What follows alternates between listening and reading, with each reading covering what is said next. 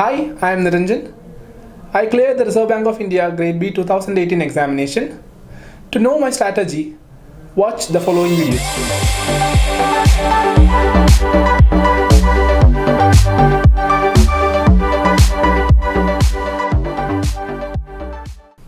Hi friends, welcome to EduTap. So welcome to the interview with topper series for RBI Grade B 2018, and today we have with us one of our toppers. He is Niranjan P. So first of all, before I begin tell you about his background and his marks, I would first of all like to congratulate Niranjan from the entire team of EduTap.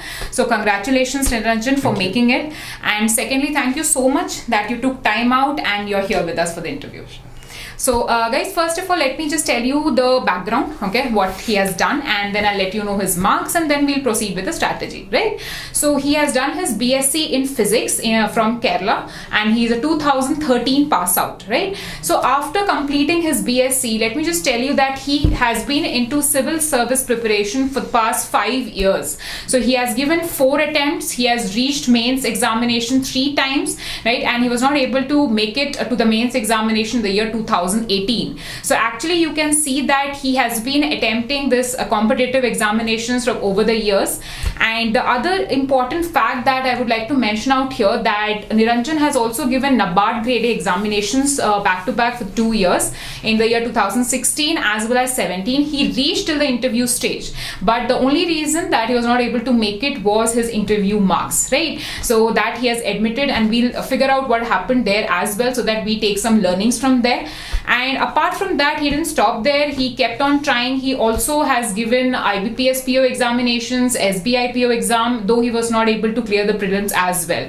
So friends, it might sound like a long journey. It is in fact, and this is the session. The highlight of the session is going to be how, in spite of repeated failures, he still held on to his nerves, and today he's sitting here. We have seen his name in the final list. So Niranjan, kudos to you for that. Okay, it's not easy, and we at EduTap actually believe that your journey is actually been very tough, because we have been getting calls from students. There are people who have been preparing for civil service for 4 years, 5 years.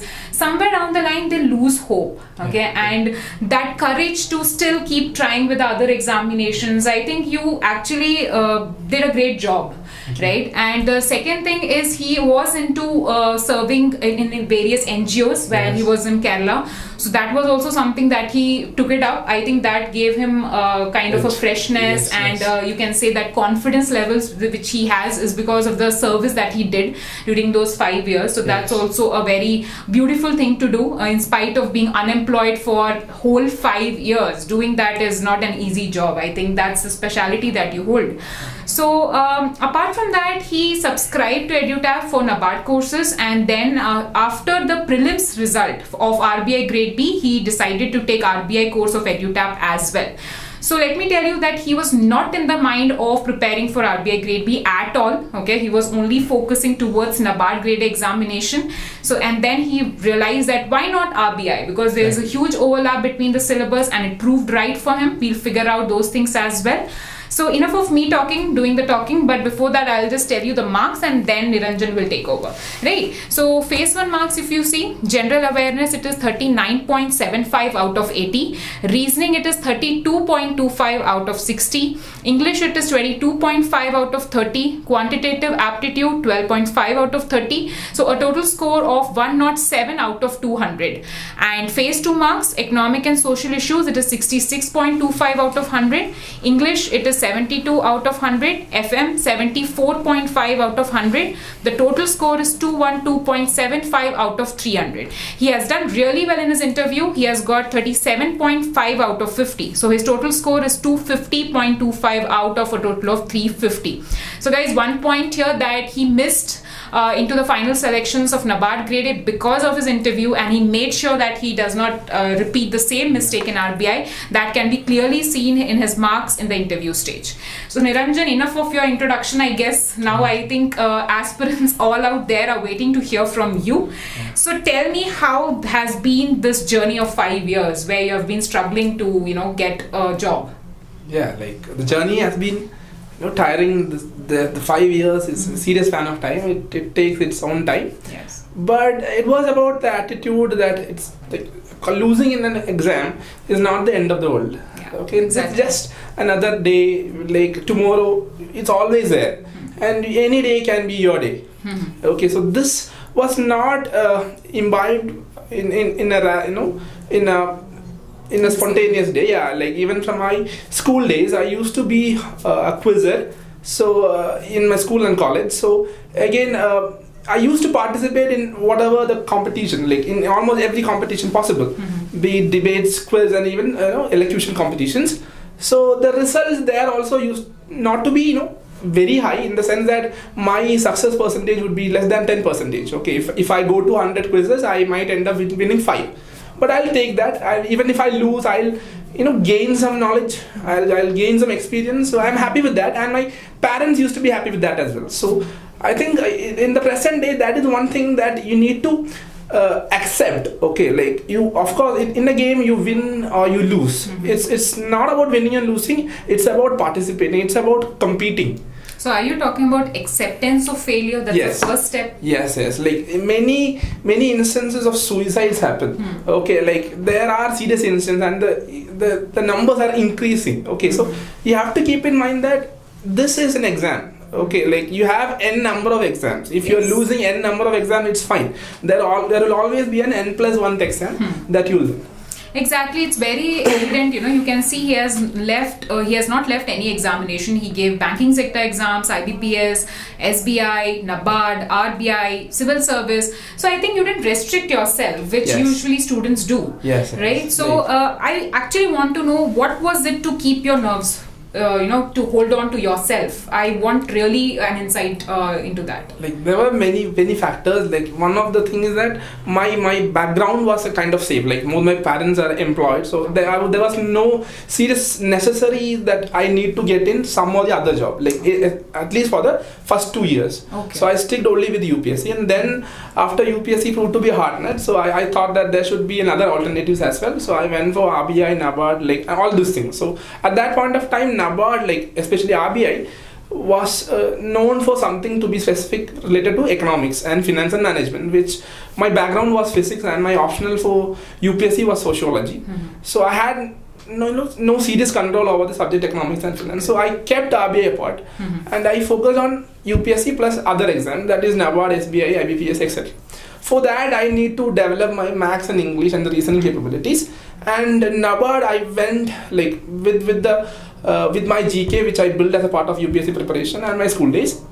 NABARD, GA and ESI, okay, the social issues and some economics was easier for me, so I was able to attend 2 interviews, but the results used to be heartbreaking. So again, 1 or 2 days you will spill over that, and the next day it's fine. Like we'll start the game again.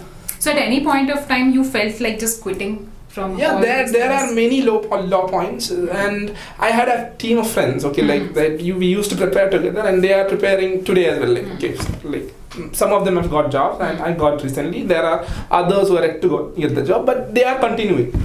So it's not a destination. It's a journey. Yes, exactly. Yeah, it's a journey, and we have to enjoy it. Like even I say that I failed, but any failure would teach me a lesson, which I'll take forward to the next exam. Like I never try to repeat the same mistake.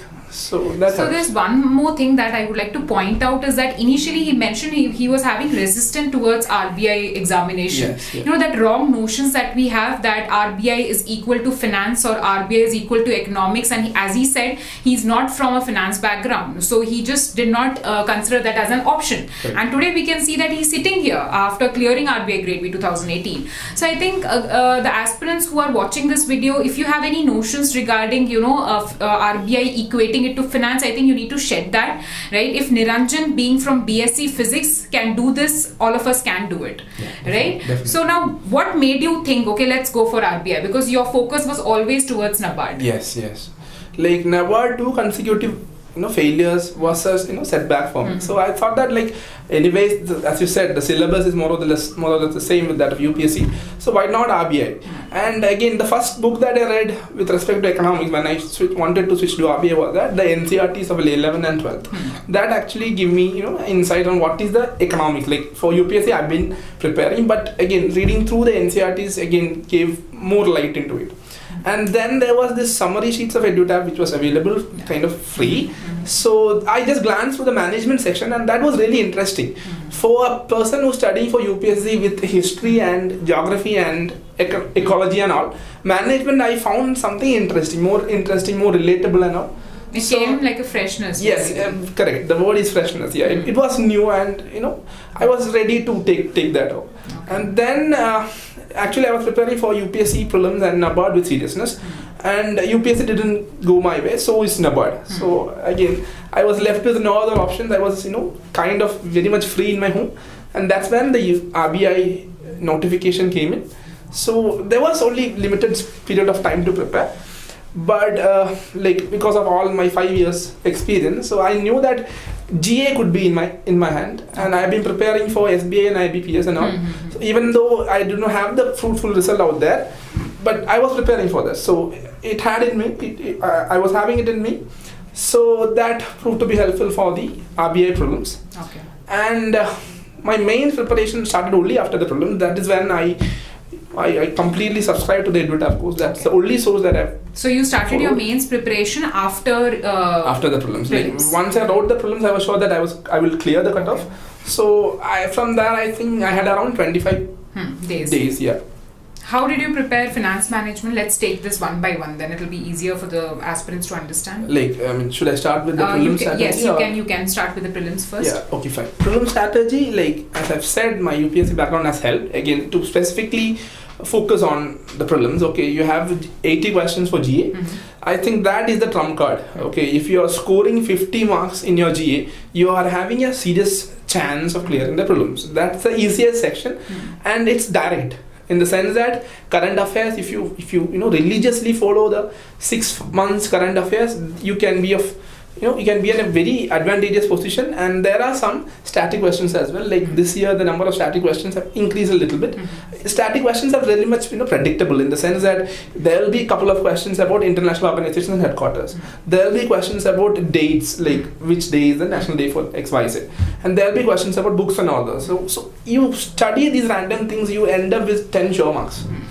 Again, you take very less time for that attempting those questions. So GA is kind of it's there in front of you. You have to you have to invest some time. The sources which I followed was trivial in the sense that I followed EduTap, the current affairs magazine thing you release, and I followed this Bankers Adda and this one, that is Affairs Cloud. So I stick with these three. You don't need to get into another source. You stick with these three sources, you will find your questions and there. And one more thing that I would like to point out is that there was this one channel in Facebook that was by Manish Kumar, I think, hardworking human channel. So he has actually set out certain predicted questions. So those questions really came in for the exams. Okay, so that was your source as well. Yes, that was my source as well. Okay, and what about the other 3 sections, reasoning, English and commerce? Yes, other 3 sections, they are also very important in the sense that reasoning carries 60 questions weightage. Like reasoning has its wastage, and this year the questions on reasoning was relatively easier than it regularly used to be. So in the sense that we had questions on puzzles, we had questions on, I think, seating arrangement, blood relations, syllogisms, etc., if I remember right. So they were very easy to moderate level. I would easily say that a person who's seriously preparing for SBI or IBPS would find it really easy. Okay, so basically your prior knowledge of your banking sector examinations helped you out here as well. Correct. And doing puzzles was more a fun for me. It was like it was a kind of a game for me. So that I never took it as something a painful thing. So I did it for relaxing. So that came into me naturally. And English, like I studied from a state syllabus school only. So one unique point, or not so very common point that I want to stress is that in your relaxing time when you're watching cricket or football or watching movies, you try to focus on what are they saying. Like for example, if it's an English movie, try to focus on what are they saying. Like you have subtitles or not, so they'll not make grammatical mistakes. So you'll be used to you'll be understanding the way how a sentence is framed, like how that usage is being used. So that actually helped me in a way. And English, one more point I want to focus is that, especially for mains, okay, you have to create your opinions when you write a essay answer. So one thing that I did was that in Hindu there is a section known as letter to the editor. Yeah. Okay, so that that takes hardly 100 words maximum. So if you take the pain of reading the editorial and framing your opinion and trying to mail it to that editor, so that's an exercise that you can do. Okay, so these were some smaller things that that I kept doing. Okay. So which came to be very useful for me, because when you see my mains marks, English was pretty much the decider for me. 72 out of 100. This year is a good. Yes. So here now one point that I would like to stress is that when you're preparing for multiple examinations, there are certain portions that unknowingly get covered through your preparation for other exams. So that's why never concentrate on one exam. You can do that religiously, but at least keep your other options open. Do not be resistant towards other examinations, like how Niranjan tried to give multiple exams at the same time. Yes, yeah. Right? So Niranjan, let's move on to the phase 2 strategy, and let's focus on economic and social issues. So what did you do for that? Yes, okay. My ESI, my marks for ESI is around 66. Okay, that is not just that is a result of all the 5 years that I put in for UPSC. Okay, especially for the NABARD, I've subscribed to the EduTap course. The focus is largely on the government schemes, and again you have to focus on the RBI circulars. And or the instance of World Bank and things like that, or what are the different ministries coming up with, the government proposals, the economic survey, the budget, all these things, like it kind of overlaps with your GA preparation for prelims. Okay, there's a very important point. Never demarcate your preparation. If you're preparing for current affairs, the same thing, there's a chance you might get in phase 1 as well as phase 2. So most of the aspirants do that mistake of demarcating it, like this is current affairs for phase 1 and this current affairs for phase 2. That there is a good overlap, right? So that is something you need to keep in mind. Definitely, there is a serious overlap with GA for prelims and ESI. Yes. So that's how I went with the sources from EduTap was kind of sufficient for me. Plus the regular reading of the newspaper also, which you already had. Yes, which I already had, also helped me. And then there were for 2 markers there were certain techniques that we use for UPSC. They say like the keywords like only, everywhere. So those things could be dealt in a different way. Okay, so that also came in handy for me. And one strategy that I used for ESI was that I knew that the cutoff would be around we need to get around 70 marks. Like that was the trend last year. So out of the 100 marks, what I was 100% sure was would be around 50 marks. Okay. And the rest I made some calculated guesses. So if I was confused with 2 options, I would anyway go for that. Okay. So in the sense that my chances of it being right are 50%. So I'll take that. So I think this is his personal take that he, the personal choice that he made. For some people, it's not advisable to go for it, if you are not 100% confident about it. That also needs to be kept in mind, right? And let's move on to the next paper, Finance and Management. How did you prepare for FM? FM was I'm not sure whether it could be, taken by other aspirants. Okay, it's purely subjective. I completely had prepared for FM only after the prelims. Okay. In the sense that the next 15 to 20 days after the prelims is the only time which I spend for FM. So, but those 15 days, 20 days, I can say that I prepared for 15 to 20 hours a day. Okay. I did nothing else. I just watched the EduTap videos. I went through their notes. I went through their summary. I went through their worksheets. Okay, doing worksheets would actually broaden your views, or it gives you more insights into what is been there in the text. Concept clarity is there. Yes, exactly. Yeah, concept clarity would be increased. Okay. So that is one thing which I relied completely upon, in the sense that I was not having another option. So I was having only 20 days. So it was like my priorities were set. I was like, I will stick to one source. I'll revise it as many times as possible. And fortunately, it went well for me. So the key takeaways here, revise the same source again multiple times, okay? Yes. And one more important thing, did your fear go away? Did it run away after these 20 days? You had that phobia of finance and all those things. So was it done during these 20 days? Yeah, like in the sense that one more thing that I want to point out is that with finance numericals, okay, in the 20 days it's not actually possible to cover the finance numericals. So I had to make a decision to leave out certain topics. Okay. Fortunately, those topics were not asked. So I would not ask you to take that risk. You are having enough and more than enough time. So prepare from now on. Do not take a risk. You will have all the materials in your notes. So stick to that. It will be sufficient.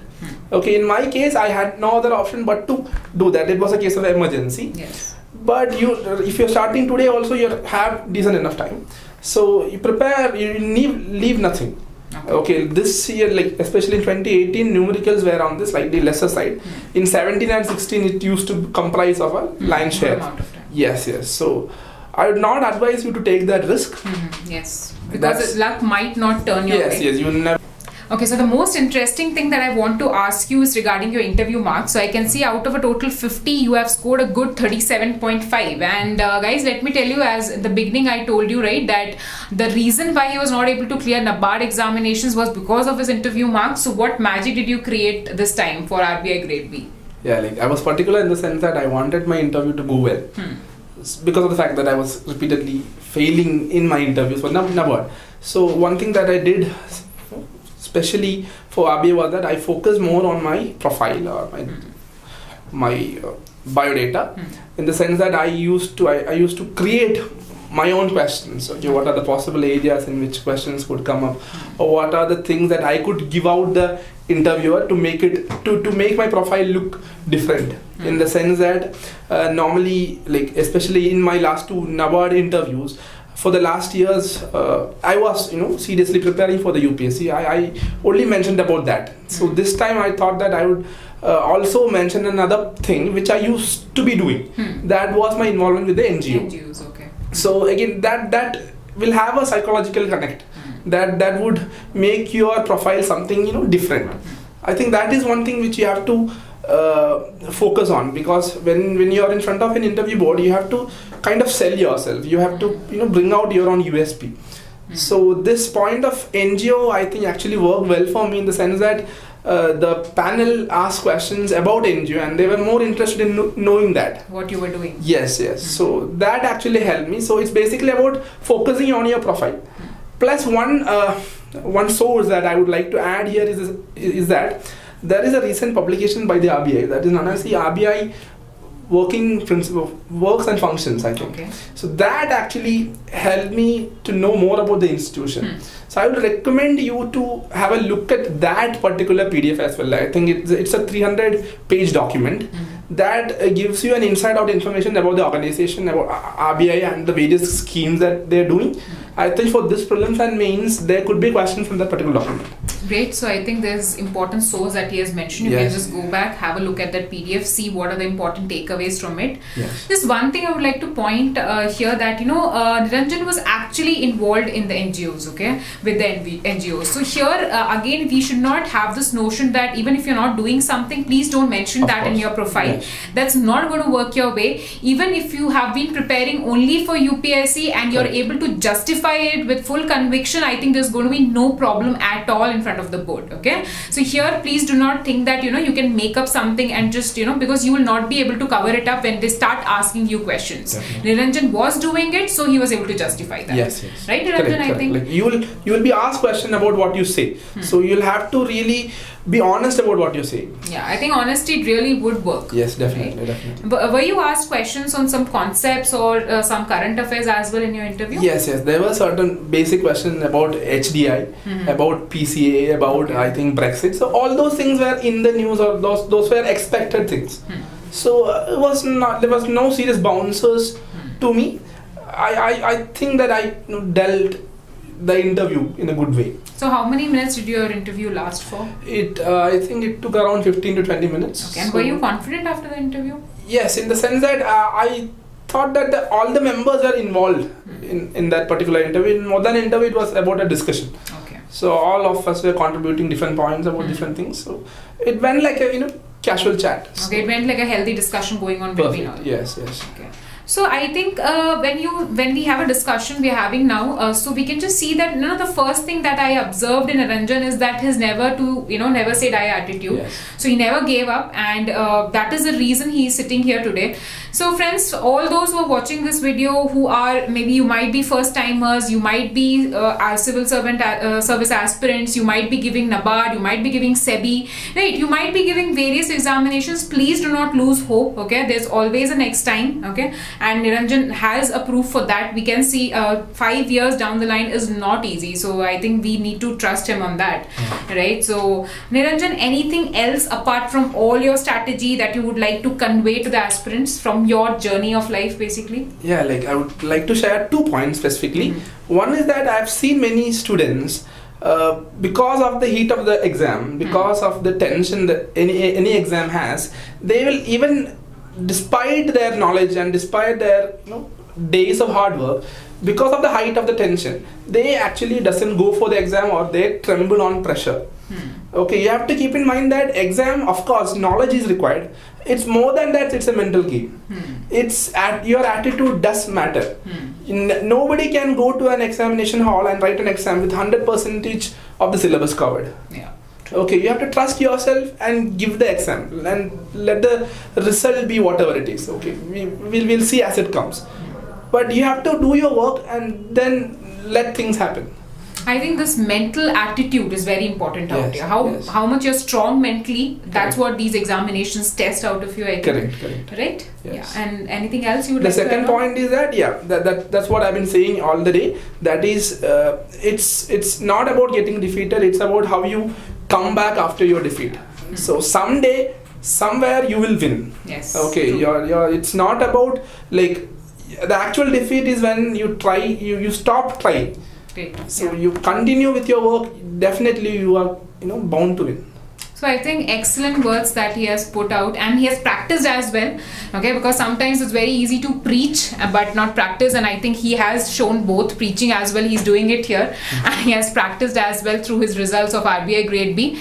So friends, please do take these notes out of learning out of one's life is really great. It's a treasure, and I think each one of us should cherish that. In fact, right? So Niranjan, first of all, again, I would conclude on the note that from the entire team of EduTap, heartiest congratulations for making out, and it's a pleasure meeting a person like you who never gave up, even after 5-6 years of rigorous examination cycle, all those things.